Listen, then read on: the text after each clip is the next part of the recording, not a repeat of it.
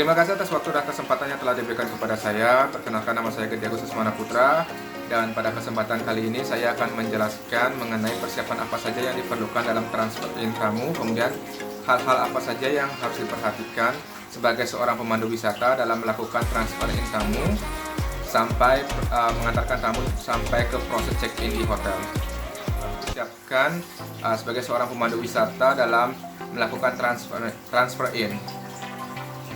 Hal yang pertama yang harus dipersiapkan yaitu informasi mengenai jam kedatangan wisatawan atau estimate time arrival dari seorang guest atau wisatawan.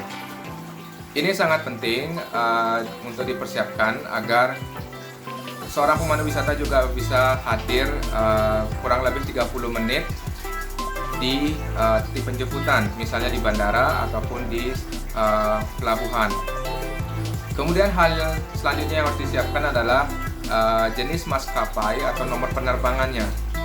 Jadi informasi ini juga sangat penting untuk dipersiapkan agar kita juga mengetahui nomor penerbangan dari wisatawan yang akan kita jemput dan juga jenis maskapai yang digunakan.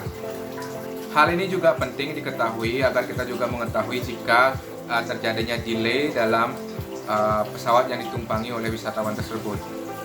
Kemudian hal ketiga yang harus dipersiapkan yaitu tentang nama dan juga nomor telepon dari wisatawan yang akan kita jemput. Jadi nama atau identitas dari wisatawan itu sangat penting untuk kita ketahui agar memudahkan kita dalam melakukan penjemputan, misalnya di bandara. Kemudian nomor telepon juga penting, ini difungsikan jika kita tidak menemukan orang atau wisatawan yang akan kita jemput, kita bisa melakukan telepon atau menghubungi nomor dari wisatawan tersebut. Selanjutnya yaitu tentu paging board, baggage tags, dan juga rangkaian bunga selamat datang. Untuk rangkaian bunga selamat datang ini disesuaikan dengan prosedur dari masing-masing pemandu wisata, travel agent maupun hotel yang bersangkutan. Kemudian yang harus disiapkan tentu adalah paging board saat penjemputan. Ini adalah contoh dari paging board misalnya. Jadi paging board ini merupakan papan nama yang biasanya dibawa oleh seorang pemandu wisata dalam menjemput tamu, misalnya di bandara. Jadi dalam paging board ini dituliskan nama dari wisatawan tersebut yang ingin dijemput, misalnya adalah Mr. Faisal, sehingga ini akan memudahkan dalam menemukan wisatawan yang akan kita jemput. Ini sangat efektif digunakan dan masih digunakan dalam proses penjemputan wisatawan sampai saat ini. Kemudian ada lagi misalnya baggage tag atau tanda untuk bagasi. Ini bisa dipersiapkan oleh travel agent ataupun hotel untuk memudahkan pembawaan barang tamu. Kemudian hal yang selanjutnya dipersiapkan adalah identitas dari hotel yang akan dikunjungi oleh tamu, dan juga ini bisa disiapkan melalui identitas dari hotel tersebut yang dibawa oleh atau dipakai oleh tour guide yang menjemput wisatawan di bandara.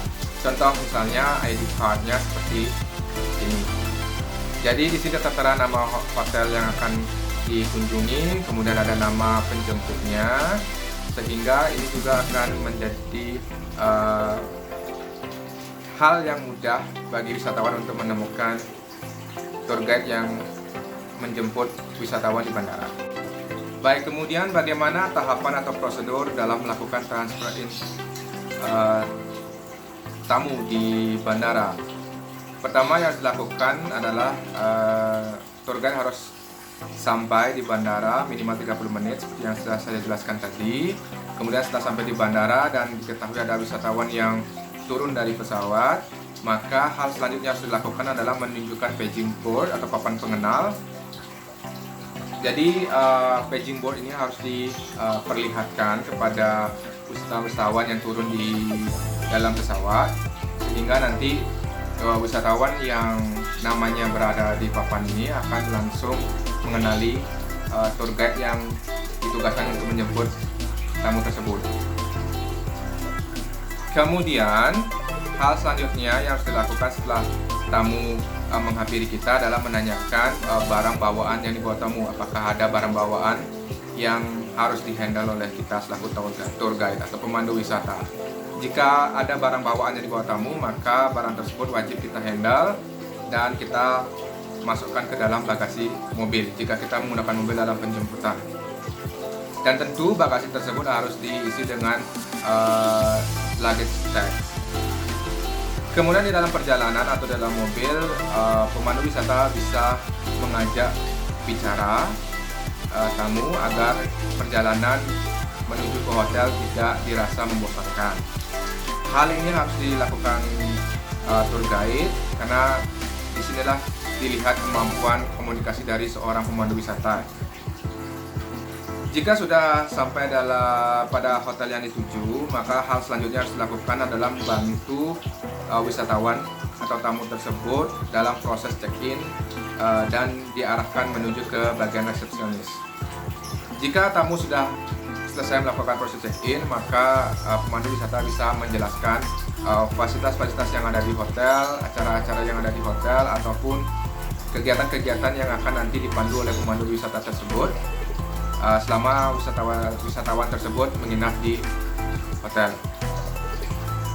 Baik, ada rangkuman dari hal yang saya sampaikan tadi atau jelaskan tadi. Yang pertama, seorang pemandu wisata yang ditugaskan untuk melakukan transfer in harus memperhatikan atau mempersiapkan segala sesuatu yang diperlukan dalam proses pelaksanaan atau melakukan transfer in tersebut.